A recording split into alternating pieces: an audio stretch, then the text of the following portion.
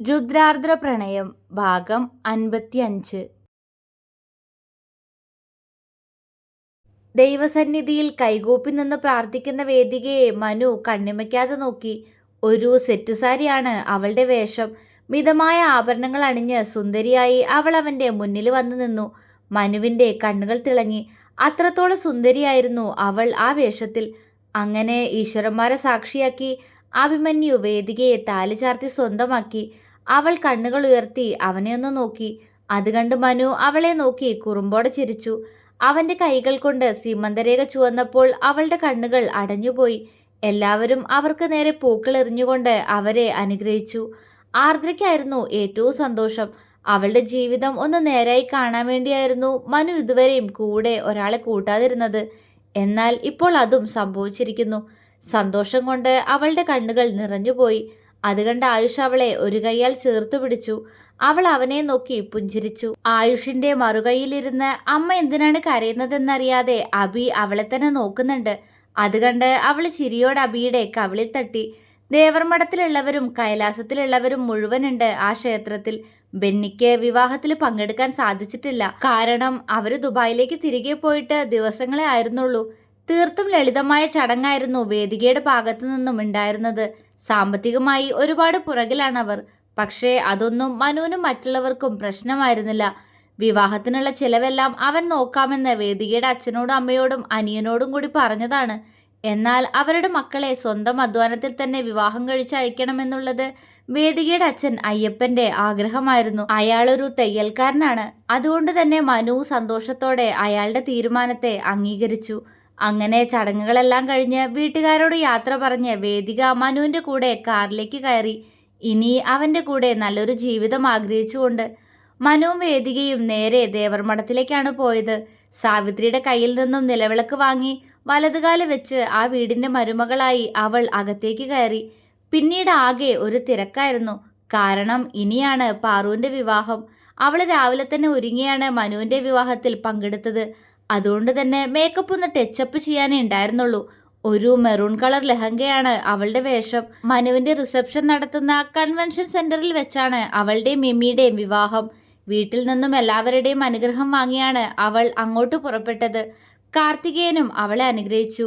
പക്ഷേ അത് മനസ്സോടായിരുന്നില്ല. അയാൾക്കിപ്പോഴും അവരുടെ ബന്ധത്തിൽ ഇഷ്ടക്കുറവുണ്ട്. എങ്കിലും അത് പുറമേ കാണിച്ചാൽ താൻ വീണ്ടും ഒറ്റപ്പെടുമെന്നറിയാവുന്നതുകൊണ്ട് തന്നെ അയാളെ ഇഷ്ടക്കേട് പുറത്ത് കാണിച്ചില്ല. എങ്കിലും എല്ലാവർക്കും അറിയാവുന്നതാണ് അയാളുടെ മനസ്സ്. എല്ലാവരും വിവാഹം നടക്കുന്ന ഹാളിലേക്ക് എത്തി. മിമി ഒരു ബ്ലാക്ക് കളർ ഷെർവാണിയാണ് വേഷം. അവൻ അവൻ്റെ വേണിയെ കാത്തു നിൽക്കാൻ തുടങ്ങിയിട്ട് നേരം കുറേയായി. അങ്ങനെ കാത്തിരിപ്പിനൊടുവിൽ സ്റ്റേജിന് താഴെയിരിക്കുന്ന ആളുകൾക്ക് നടുവിലൂടെ നടന്നു വരുന്ന പാറുവിനെ അവൻ കണ്ടു. അവൻ്റെ കണ്ണുകൾ വിടർന്നു. അവൾക്ക് ഇരുവശവുമായി ആർദ്രയും വേദികയും പുറകിലായി രണ്ടുപേരും കൂടിയുണ്ട്. ബ്രൈഡൽ എൻട്രിയൊക്കെ നടത്തി അടിപൊളിയായിട്ടാണ് അവളെ സ്റ്റേജിലേക്ക് കയറ്റിയത്. മിമി അവളുടെ മുഖം കണ്ടിട്ടില്ല. കാരണം ദുപ്പട്ട കൊണ്ട് മുഖം ആകെ മറച്ചിട്ടുണ്ട്. മിമി അവളെ ഒന്ന് കാണാനുള്ള ആവേശത്തിൽ നിൽക്കുകയാണ്. പാറു അവൻ്റെ മുന്നിലായി വന്നു നിന്നു. അവൻ പതിയെ ആ ദുപ്പട്ട മുകളിലേക്ക് ഉയർത്തി. അവളെ കണ്ട മിമി ഒരു നിമിഷം ശ്വാസം നിലച്ചതുപോലെ നിന്നുപോയി. അത്രത്തോളം സുന്ദരിയായിരുന്നു അവൻ്റെ വേണി ആ വേഷത്തിൽ. താലികെട്ടൊന്നും വേണ്ട എന്ന് പാറു അവനോട് പറഞ്ഞിരുന്നെങ്കിലും അവളെ അവളുടെ മനസ്സറിഞ്ഞതുപോലെ തന്നെ അവൻ്റെ പേരുകൊത്തിയ താലി അണിഞ്ഞുകൊണ്ട് മിമി തൻ്റെ പാതിയാക്കി. പാറു അവനെ കണ്ണു നിറച്ചു നോക്കി. അടുത്ത നിമിഷം അവൻ അവളെ അങ്ങനെ തന്നെ ചേർത്ത് പിടിച്ച് നെറ്റിയിൽ ചുംബിക്കുമ്പോൾ അവർക്കത് സ്വപ്ന സാക്ഷാത്കാരത്തിൻ്റെ നിമിഷമായിരുന്നു. മതങ്ങളുടെ വേലിക്കെട്ടുകൾ തച്ചുടച്ചുകൊണ്ട് പ്രണയം കൊണ്ട് ഒന്നായി തീർന്നവർ. അവനെ മനസ്സിലാക്കാൻ അവൾക്കും അവളെ മനസ്സിലാക്കാൻ അവനും കഴിയുമായിരുന്നു. അതാണ് അവരുടെ പ്രണയം. അതുതന്നെയായിരുന്നു അവരുടെ ഈ വിവാഹ ചടങ്ങുകളും. രണ്ടുപേർക്കും ഒരുപോലെ സന്തോഷം നൽകിക്കൊണ്ട്. എന്നാൽ ആ ചുംബനം കണ്ട് കാർത്തികേയൻ വല്ലായ്മയോടെ അവരെ നോക്കി. അയാളുടെ നോട്ടം പാറുവിൽ നിന്നും ആർദ്രയിലേക്ക് എത്തി. അതേ നിമിഷം തന്നെ ആയുഷും ആർദ്രയും അയാളുടെ മുഖത്തേക്ക് നോക്കി. ആർദ്രയുടെ മുഖത്ത് ഒരു വിജയച്ചിരി ഉണ്ടായിരുന്നു. അത് കണ്ട് അയാളുടെ തല താഴ്ന്നുപോയി. അവളുടെ ചുണ്ടിൽ പുച്ഛച്ചിരി വിരിഞ്ഞു. എല്ലാവരോടും യാത്ര പറഞ്ഞ് മിമിയുടെ കൂടെ കാറിലേക്ക് കയറുമ്പോൾ പാറുവിൻ്റെ കണ്ണുകൾ നിറഞ്ഞു പോയിരുന്നു. ആയുഷും മനു ആർദ്രയും ചേർന്ന് ഒരു വിധമാണ് അവളുടെ കരച്ചിൽ നിർത്തിച്ചത്. മിമിയുടെ ഉമ്മച്ചിയും ഉപ്പയും അവളുടെ കരച്ചിൽ നിർത്താനായി അവളോട് കുറുമ്പോടെ സംസാരിക്കുന്നുണ്ട്. അവരുടെ സംസാരം കേട്ട് അവൾ ചിരിക്കാൻ തുടങ്ങിയതും അത് കണ്ടു നിന്ന മാധവിയുടെയും സേതുവിൻ്റെയും മനസ്സും നിറഞ്ഞുപോയി.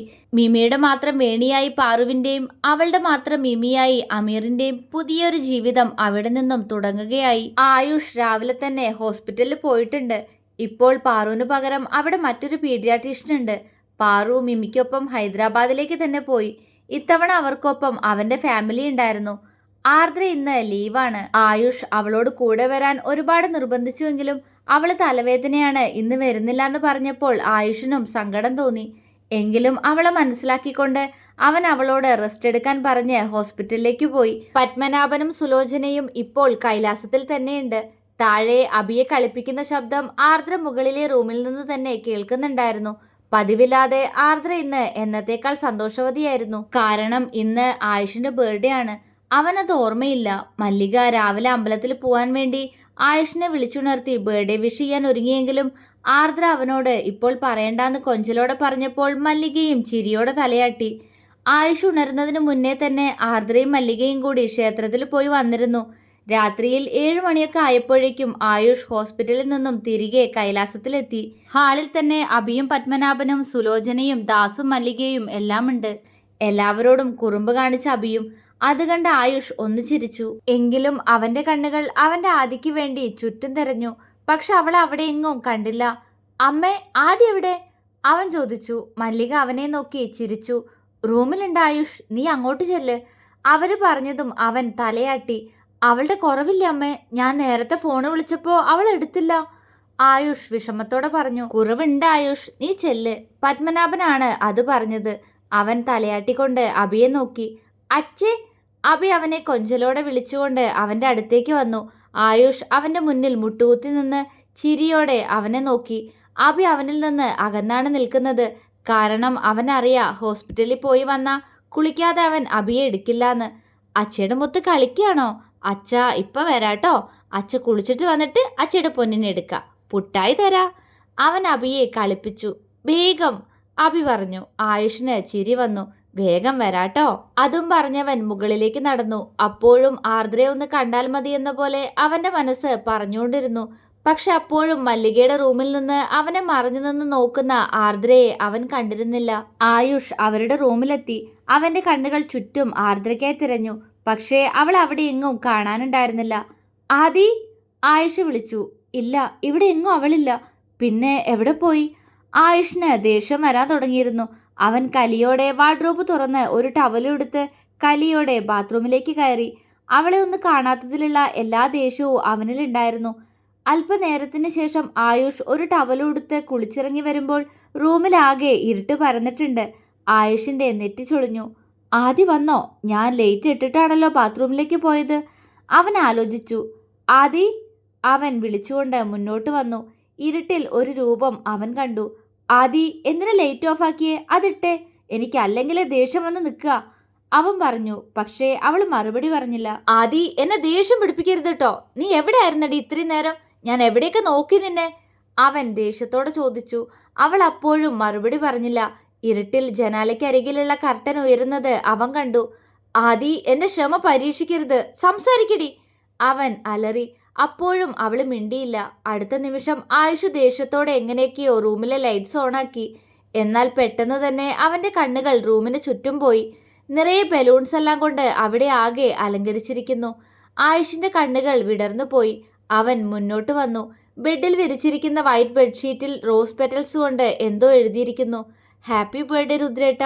ആയുഷ് അത് വായിച്ചു. അവന്റെ ചുണ്ടുകൾ വിടർന്നു പോയി. അതിനടുത്തായി തന്നെ ഒരു ജോഡി ഡ്രസ്സും ഉണ്ടായിരുന്നു. അവൻ അത് ചിരിയോടെ കയ്യിലേക്ക് എടുക്കാൻ ഒരുങ്ങുമ്പോഴായിരുന്നു അതിന് മുകളിലായി ഒരു ലെറ്റർ കണ്ടത്. കർട്ടന് പുറകിൽ മറഞ്ഞു നിൽക്കുന്ന ആർദ്രയെ ഒന്ന് നോക്കിക്കൊണ്ട് ആയുഷ് പതിയെ ആ ലെറ്റർ തുറന്നു നോക്കി. ഹാപ്പി ബർത്ത്ഡേ രുദ്രേട്ട. ഇന്നത്തെ ദിവസം ഒരുപാട് പ്രത്യേകതകൾ നിറഞ്ഞതാ. നിങ്ങളുടെ പ്രണയിനിയായും പൂർണ്ണമായിട്ടും നിങ്ങളുടെ ഭാര്യയായതിനു ശേഷമുള്ള എൻ്റെ രുദ്രേട്ടൻ്റെ ആദ്യത്തെ ബർത്ത്ഡേ. ആ ദിവസം എങ്ങനെ സ്പെഷ്യലാക്കാമെന്ന് ആലോചിക്കുകയായിരുന്നു ഇത്രയും ദിവസം ഞാൻ. അവൾ എഴുതിയത് അത്രയും വായിച്ചപ്പോഴേക്കും ആയുഷിൻ്റെ ചുണ്ടുകൾ കൂടുതൽ വിടർന്നു പോയി.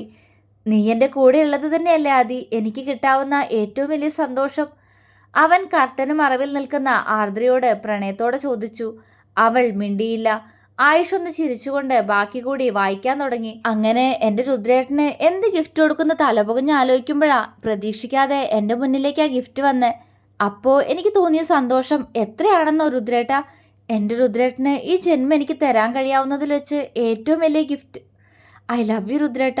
എൻ്റെ ജീവിതത്തിലേക്ക് വന്നതിന്, ആ പ്രണയം എനിക്കായി തരുന്നതിന്. അത്രയും എഴുതിക്കൊണ്ട് ആ കത്ത് അവസാനിച്ചു. ആയുഷിന്റെ കണ്ണുകളൊന്ന് ഈറനായി. എങ്കിലും അവളുടെ ഗിഫ്റ്റ് എന്താവുമെന്നറിയാനുള്ള ആകാംക്ഷയിൽ അവന്റെ കണ്ണുകൾ ബെഡിൽ ആകെ അലഞ്ഞു. ഒടുവിൽ അവൻ കണ്ടു ഒരു ചെറിയ ബോക്സ്. ആകാംക്ഷയോടെ വിറയ്ക്കുന്ന കൈകളോടെ അവൻ ആ ബോക്സ് പതിയെ ഓപ്പൺ ചെയ്തു. റോസ് പെറ്റൽസ് ചെറുതായി മുകളിൽ വിതറിയിരിക്കുന്നു. അവൻ ആകാംക്ഷയോടെ അവ അതിൽ നിന്നും എടുത്തു മാറ്റി. അടുത്തത് എന്തൊക്കെയോ തെർമോപോളിസ് ബോൾസ് നിറച്ചിരിക്കുന്നു അതിൽ. ആയുഷിന്റെ ക്ഷമ നശിക്കാൻ തുടങ്ങിയിരുന്നു. അതെല്ലാം ഒരുവിധം എടുത്തു മാറ്റി അവൻ ആ ബോക്സിലേക്ക് നോക്കി. ഒരു റിബൺ വെച്ച് എന്തോ ഒന്ന് കെട്ടിവെച്ചിരിക്കുന്നു. ആയുഷിന്റെ കൈകൾ എന്തിനോ വേണ്ടി വിറയ്ക്കാൻ തുടങ്ങി. അവന്റെ നെഞ്ചിടിപ്പുയർന്നു. ആർദ്ര അവന്റെ മുഖം കാണാനെന്ന പോലെ കർട്ടന്റെ പുറകിൽ നിന്നും മുന്നിലേക്ക് വന്നു. അവൻ പതിയെ ആ റിബൺ അഴിച്ചു മാറ്റി അതിലേക്ക് നോക്കി. ഒരു വൈറ്റ് കളർ തുണി കൊണ്ട് എന്തോ മറച്ചു വെച്ചിരിക്കുന്നു. ആയുഷ് പതിയെ അതെടുത്തു മാറ്റി. അവന്റെ കണ്ണുകൾ ആ ബോക്സിലേക്ക് പോയി. അടുത്ത നിമിഷം അവന്റെ ശ്വാസം നിലച്ചതുപോലെ ആയിപ്പോയി. കണ്ണുകൾ നിറഞ്ഞൊഴുകി. അവൻ വിറയ്ക്കുന്ന കൈകളോടെ അതിലുള്ള പ്രഗ്നൻസി കാർഡ് പുറത്തേക്കെടുത്തു. അതിൽ തെളിഞ്ഞു കാണുന്ന 2 ചുവന്ന വരകൾ കണ്ട് അവന്റെ ചുണ്ടുകൾ വിതുമ്പിപ്പോയി. അപ്പോഴാണ് അവൻ ആ ബോക്സിലുള്ള ഒരു ചെറിയ കാർഡ് കാണുന്നത്. കണ്ണ് നിറഞ്ഞതുകൊണ്ട് അതെന്താണെന്ന് അവന് മനസ്സിലാവുന്നില്ലായിരുന്നു. അവൻ കണ്ണുകൾ ഇറുക്കി ചിമ്മി തുറന്നു. അടുത്ത നിമിഷം അതിലെഴുതിയ വാചകം വായിച്ചതും അവനൊന്ന് തേങ്ങി. അച്ഛേ, ഞാനും വരുന്നു നിങ്ങൾക്കിടയിലേക്ക്. ആയുഷിന്റെ കണ്ണുകൾ നിയന്ത്രിക്കാനാകാത്തമാം വിധം നിറഞ്ഞുപോയി. സന്തോഷമായിരുന്നു അവനിൽ. ഒപ്പം എന്തിനോ ഹൃദയം വിങ്ങുന്നു. ഇതുവരെ അറിയാതെ പോയ ആ നല്ല നിമിഷങ്ങൾ തനിക്ക് ലഭിക്കാൻ പോകുന്നതിൽ അവന്റെ കണ്ണുകൾ വീണ്ടും നിറഞ്ഞു പെയ്തു. ആർദ്ര അത് കണ്ട് അവളുടെ കണ്ണുകൾ തുടച്ച് പെട്ടെന്ന് വീണ്ടും മറഞ്ഞു നിന്നു. അവനെ ഫേസ് ചെയ്യാൻ അവൾക്കെന്തോ നാണം തോന്നുന്നുണ്ടായിരുന്നു. ആയുഷ പ്രഗ്നൻസി കാർഡിൽ പതിയെ ചുണ്ടമർത്തി. അവന്റെ കണ്ണുകൾ ആർദ്രയെ തിരഞ്ഞു. കർട്ടന് പുറകിൽ മറഞ്ഞു നിൽക്കുന്നവളെ കാണാൻ അവന്റെ കാലുകൾ അങ്ങോട്ട് ചലിച്ചു. ആർദ്ര കണ്ണുകൾ ഇറുക്കി അടച്ചുകൊണ്ട് നിന്നു നാണത്തോടെ. തുടരും.